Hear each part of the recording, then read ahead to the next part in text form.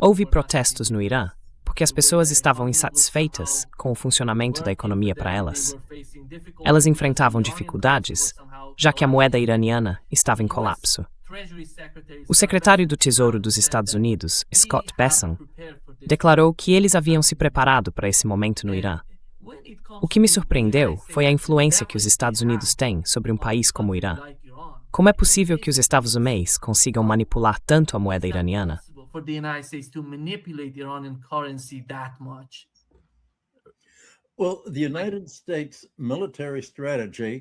Bem, a estratégia militar dos Estados Unidos, desde a Guerra da Coreia até a guerra no Vietnã, passando pela guerra na Ucrânia e em Gaza, tem sido a mesma.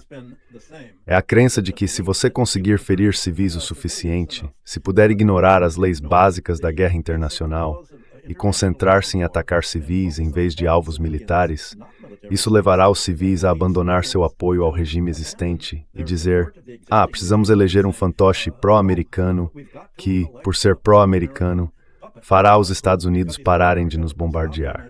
Agora, o que aconteceu foi exatamente o oposto em todos os países ao longo da história. As nações se unem em torno da liderança do país sob ataque. Elas culpam os agressores.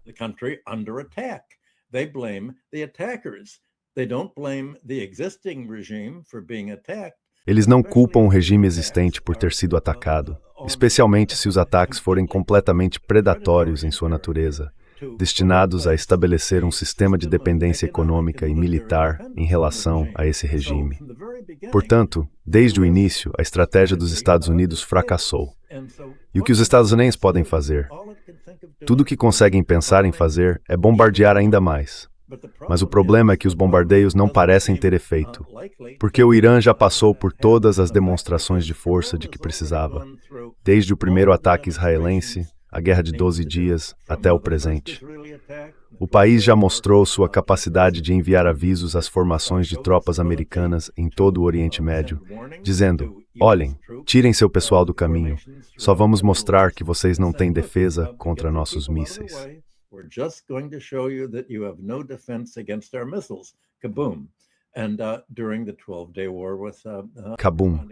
E durante a Guerra de 12 Dias, em resposta ao ataque de Israel, eles mostraram novamente que a cúpula de ferro de Israel não funciona, que as defesas dos Estados Unidos não funcionam e que o Irã também pode penetrá-las. Isso inclui o potencial de ataques iranianos à Síria, a porta-aviões, a outros navios, a mísseis, novamente a Israel, em todo o Oriente Médio. Portanto, os Estados Unidos não podem vencer nenhum conflito sem lançar um ataque de mísseis tão concentrado contra o Irã que acabaria por desestabilizar completamente e envolver todo o Oriente Médio em guerra. E o Irã, em primeiro lugar, afundaria um navio no Golfo, o que bloquearia o transporte de petróleo, aumentaria enormemente os preços do petróleo para os Estados e o mundo e essencialmente destruiria a economia israelense.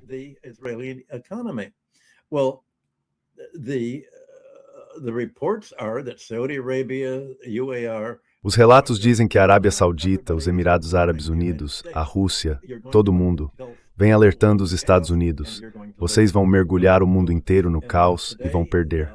Não façam isso. E hoje, na Bolsa de Valores de Nova York, os preços do petróleo estão caindo, o que parece refletir a crença dos insiders de que as coisas estão se acalmando por causa das conversas marcadas para amanhã em Oman. Eu realmente não vejo dessa forma. A estratégia de Trump sempre foi fazer exigências enormes e reais a outros países, assim como Zelensky está fazendo o Kim.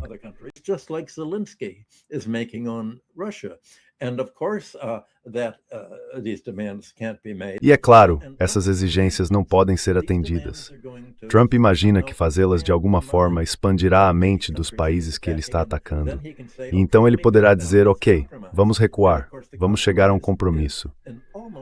Mas o compromisso é quase tão irrealista quanto a exigência original que ele está fazendo ao Irã.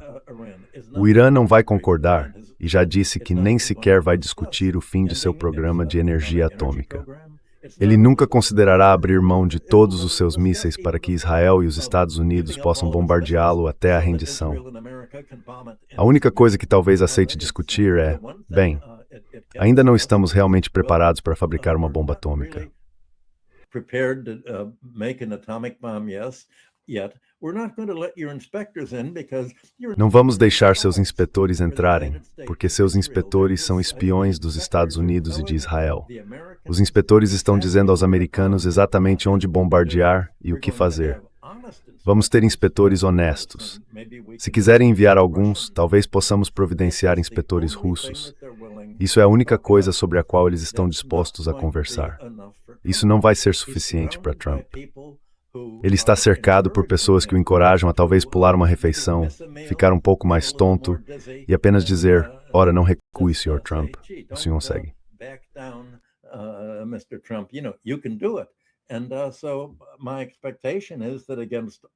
Então, minha expectativa é que, contra toda razão, os Estados Unidos tentem atacar o Irã de alguma forma e depois improvisem. A maneira como vão atacar é a tática habitual do tipo salame. Começarão com uma mordidinha aqui e outra ali, apenas para sondar o Irã. E Mike, a pergunta que eu faria, e aposto que seus conselheiros militares no programa também fariam, é: em que momento o Irã dirá, um pequeno ataque ainda é um ataque? Se vocês nos atacarem, talvez isso como início de uma ofensiva maior e vamos explodir desde o começo. IBS provavelmente defesa dela. I think that is probably its best defense. Sim. Na verdade, eles estão falando exatamente assim agora, Michael. Que qualquer ataque ao Irã seria respondido com um golpe tremendo e avassalador contra todos os ativos dos Estados Unidos na região e contra Israel. É isso que estou ouvindo da mídia local aqui. Todos estão preparados para isso. Só espero que nada caminhe nessa direção, porque não vejo nada de bom saindo disso.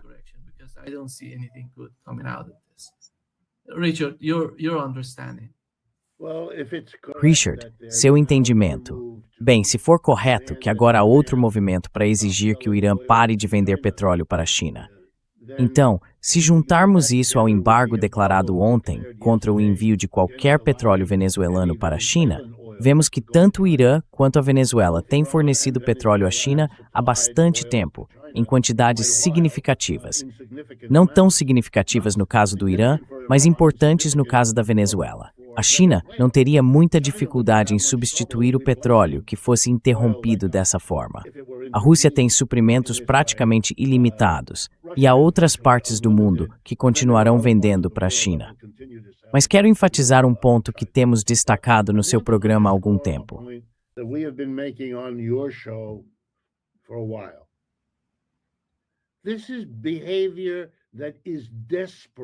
Esse é um comportamento desesperado, realmente desesperado. É um comportamento que acredito, como Michael disse, viola o direito internacional. A Venezuela não representava uma ameaça aos Estados Unidos por qualquer medida razoável, nem o Irã. O direito internacional afirma especificamente que não se pode intervir na vida de outro país apenas porque você não gosta do seu sistema econômico, do seu sistema político ou de como ele trata seu próprio povo. Da mesma forma que outro país não poderia dizer que a repressão a pessoas negras e pardas nos Estados Unidos é ofensiva. Sim, é, mas eles não atacam os Estados Unidos. Em parte, é claro, porque não têm poder para isso, mas também porque é contra a lei.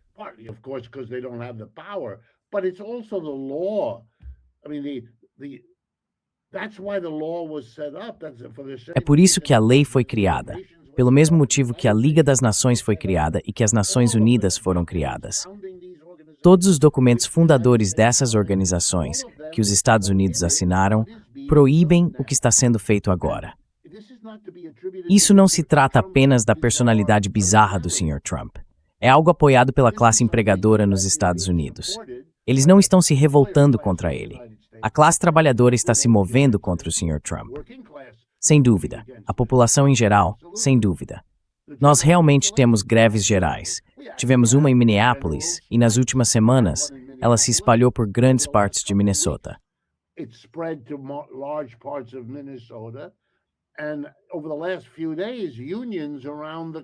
E nos últimos dias, sindicatos de todo o país anunciaram que o dia 1º de maio deste ano será uma greve geral. Sim, as primeiras serão irregulares, desiguais, sempre são.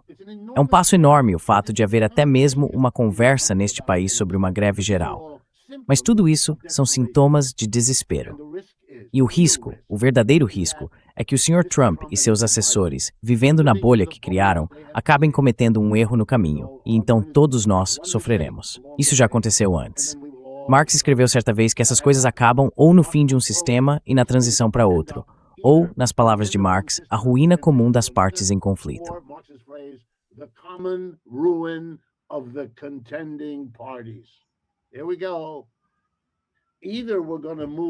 Aí está. Ou seguimos em frente. E seguir em frente não significa os Estados Unidos, significa a China. É esse sistema misto de governo e iniciativa privada.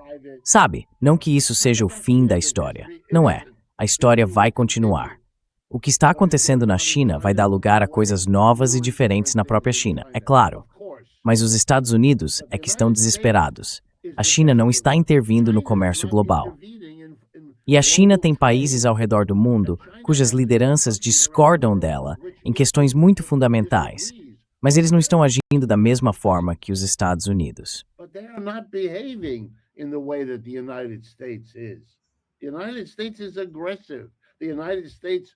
Os Estados Unidos são agressivos. Os Estados Unidos violam a lei a torto e a direito. Quero lembrar a todos, porque acho que isso nunca recebeu a atenção que deveria. Nos últimos 5 meses, o Sr. Trump e seus assessores, com praticamente nenhuma oposição dentro dos Estados Unidos, têm matado pescadores em barcos no Mar do Caribe e no lado do Pacífico da América Latina. Essas são pessoas que antes eram tratadas de forma diferente. A Marinha dos Estados Unidos teria motivos para suspeitar de um barco e exigiria inspecioná-lo. O pessoal naval americano embarcaria, e se o barco estivesse transportando contrabando, coisas ilegais, as pessoas seriam presas, levadas de volta ao seu país e o contrabando seria confiscado. De repente, tudo isso foi interrompido. Nós não embarcamos mais no navio.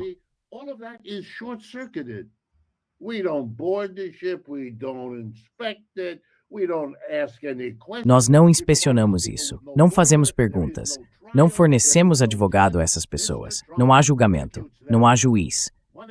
O Sr. Trump os executa um após o outro. Acredito que já passa de uma centena, a contagem mais recente indica 100 pessoas, pescadores mortos. Há até processos movidos pelas famílias desses pescadores mortos, processando os Estados Unidos por matar seus maridos ou pais. Que isso aconteça já é extraordinário. Que esteja acontecendo há mais de 5 meses é ainda mais extraordinário. E que não haja uma oposição real. Eu não sei o que dizer. O que está acontecendo? E quero ter certeza de que as pessoas entendam isso, inclusive a liderança no Irã. Vocês estão lidando com pessoas dispostas a fazer isso, que vêm fazendo isso, e que, sem dúvida, têm interpretado a ausência de uma oposição séria como uma permissão para continuar fazendo mais.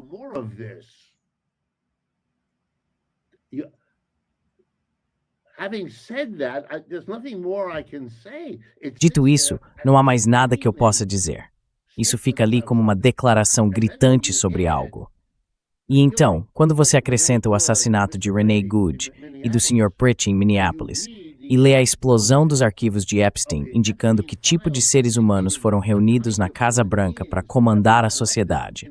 Bem, sim, quero dizer, você pode inventar todo tipo de história, mas acho que a única que faz algum sentido é a de que estamos chegando ao fim de um sistema.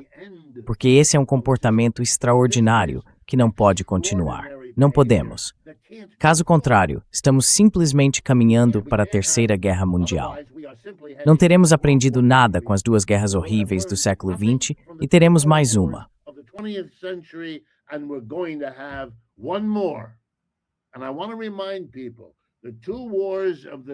E quero lembrar as pessoas, as 2 guerras do século XX marcaram o fim do Império Britânico. 2/3 acabaram na Primeira Guerra Mundial e o terço restante foi eliminado pela Segunda. E isso deu um impulso ao socialismo, que ainda é mais do que o Ocidente consegue suportar. Seria muito ingênuo não refletir sobre o que isso significa para o futuro. Os povos da China e da Índia juntos têm 10 vezes a população dos Estados Unidos. Em certo ponto, dado o equilíbrio das armas nucleares, esse fato por si só torna tudo absurdo. É um rato brandindo sua espadinha contra um elefante, e o elefante vai vencer esse jogo. E isso deveria servir de lição às pessoas. E quando não serve, acho que todos nós temos que tirar a conclusão. I think we all have to draw the conclusion.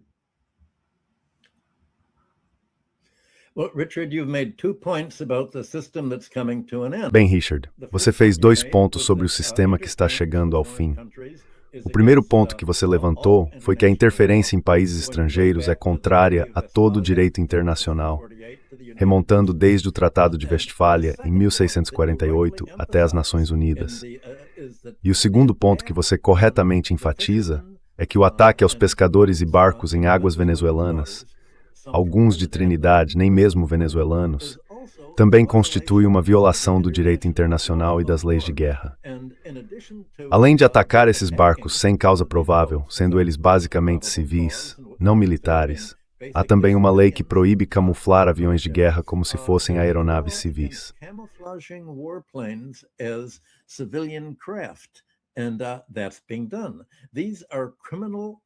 E é isso que está sendo feito. Esses são atos criminosos de guerra. Ainda assim, nenhum país ousou arriscar uma retaliação dos Estados Unidos ao contestar isso no Tribunal Penal Internacional, ao contrário do que ocorreu com o ataque de Israel a Gaza. Portanto, as exigências de Trump em relação ao Irã são uma violação da Carta da ONU, e os países mais diretamente afetados por qualquer guerra no Oriente Próximo serão a Arábia Saudita, os Emirados Árabes Unidos e outros vizinhos regionais que abrigam bases militares americanas. Talvez eles devessem, em vez de apenas dizer a Trump, olha, estamos te avisando, não entre em guerra com alguém maior do que você.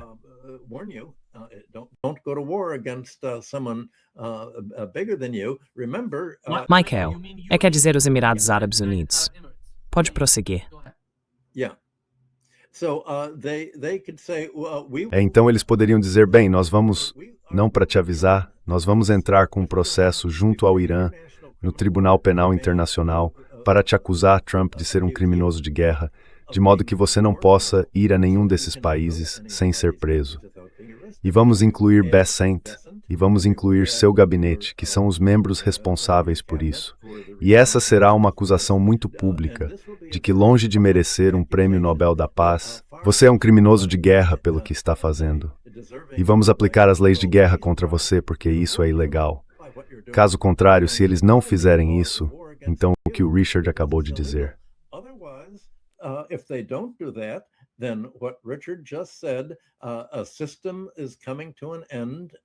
Um sistema está chegando ao fim, e é um sistema de direito internacional. Todo o espírito da civilização ocidental, tentando evitar a guerra e, caso haja uma guerra, evitar ataques a civis, que é exatamente o que está acontecendo agora. Tenho certeza de que pode haver, especialmente do lado iraniano, líderes fazendo uma declaração de que isso não é apenas um princípio do direito islâmico, mas está inscrito em todos os corpos jurídicos das Nações Unidas e no Tribunal Penal Internacional. Então a questão é, os Estados Unidos, além de violarem a Constituição, como estão fazendo em Minneapolis, conforme Richard descreveu, também estão violando todo o princípio que deveria sustentar a civilização ocidental. Isso pode escalar para uma disputa jurídica civilizacional, que para Trump é uma luta de relações públicas, e é nessa luta que ele vive.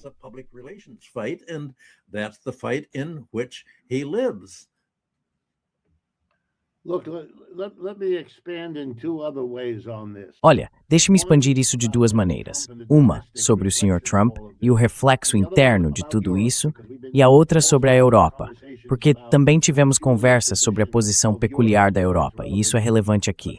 Mas primeiro, internamente.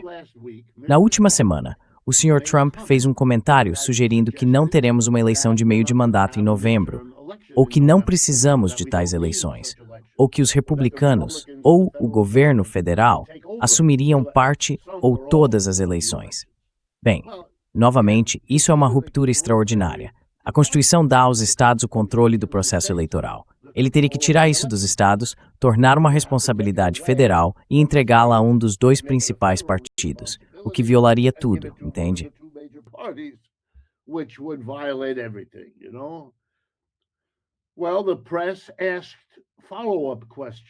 Bem, a imprensa fez perguntas de acompanhamento, e sua porta-voz, uma mulher chamada Levitt, explicou que a imprensa havia entendido errado.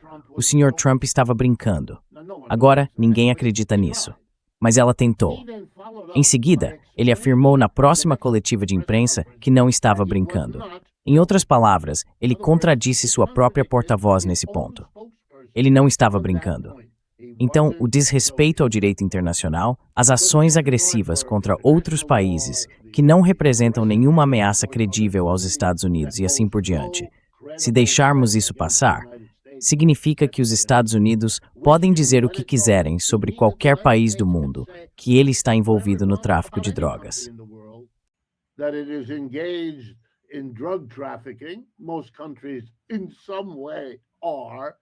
A maioria dos países, de alguma forma, está envolvida. É um negócio internacional. O mundo ficará sob a mira de uma ameaça perpétua dos Estados Unidos no campo militar, assim como já está em termos de tarifas.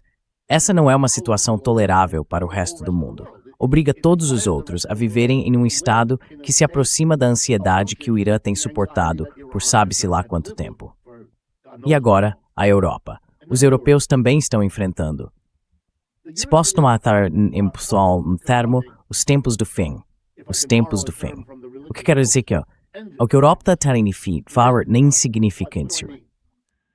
Europe is fading into insignificance. It is now the afterthought to... Agora é apenas uma reflexão tardia em uma economia mundial em que os Estados Unidos, de um lado, e a China e os BRICS, de outro, são os grandes centros de poder. E parece que vai continuar assim por pelo menos algum tempo. A Europa não tem nada a dizer ou fazer, a menos que alcance duas coisas, e ela precisa alcançá-las. Número 1. Agora que os Estados Unidos não apenas deixaram de protegê-los, mas na verdade os estão atacando, exigindo tributo deles. O que von der Leyen prometeu? 700 bilhões em compras de energia, outros 700 bilhões em chamados investimentos. Isso é tributo. Não é diferente do que vimos historicamente quando uma potência dominante exige tributo de suas subordinadas.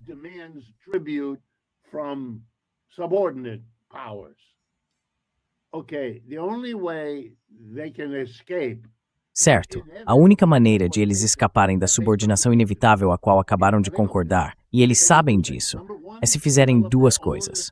Primeiro, desenvolver sua própria capacidade militar defensiva, o que lhes custará uma fortuna nos próximos 10 anos. E a segunda coisa, tão importante e tão cara quanto, é que precisam investir para alcançar a tecnologia moderna que avançou nos Estados Unidos e na China, mas não na Europa. Quero dizer, tudo o que tem a ver com alta tecnologia, computadores, inteligência artificial, tudo isso, em que a Europa é apenas espectadora, parecendo-se bastante com a Ásia, a África e a América Latina, exceto, é claro, pela China na Ásia. China in Asia. All right, these are two enormous Certo, esses são dois gastos enormes para os próximos 10 anos. Construir um exército e fazer o tipo de investimento necessário para alcançar o avanço tecnológico. Fazer o que a China fez. Agora, a única maneira de eles conseguirem pagar por isso é se conseguirem superar sua estagnação política. Se conseguirem ir além do fato de que todos esses pequenos países têm dificuldade em concordar sobre qualquer coisa. Veja, por exemplo, como eles não conseguem chegar a um acordo sobre o uso dos ativos russos apreendidos como garantia para o empréstimo à Ucrânia. Simplesmente não conseguem resolver isso. Pelo menos meia dúzia de países, talvez mais, são contra, e outros estão se juntando a eles. Mas vamos supor que consigam resolver tudo isso. Let's assume they can get all that done. Let's get to the economics. In order to... Vamos falar de economia. Para conseguir o dinheiro necessário para fortalecer suas forças armadas, por um lado, e alcançar avanços tecnológicos, por outro, eles vão ter que cortar brutalmente seus programas de bem-estar social. É assim que vão encontrar os recursos. E nós sabemos que é isso que eles vão tentar fazer, porque é assim que eles são. Eles não vão recorrer à classe dominante e impor impostos pesados sobre ela, certo? Isso não faz parte da natureza deles. Eles nunca fizeram isso e não vão fazer agora. Especialmente os governos de centro-direita, que são a maioria na Europa, a grande maioria. Agora, isso explica o que ainda não tínhamos explicado até aqui.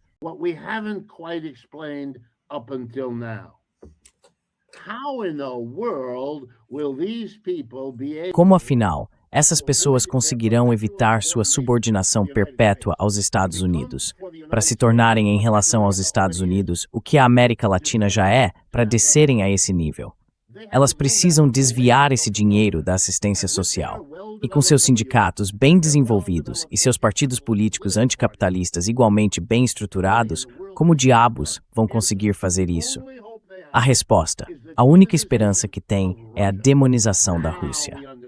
Agora entendemos. Se você conseguir convencer as massas, ou pelo menos uma parte significativa do seu povo, de que há um perigo iminente de os russos ocuparem Copenhague a qualquer momento, talvez então consiga o consenso necessário para destruir o sistema de bem-estar social. Tudo em nome da defesa contra a Rússia.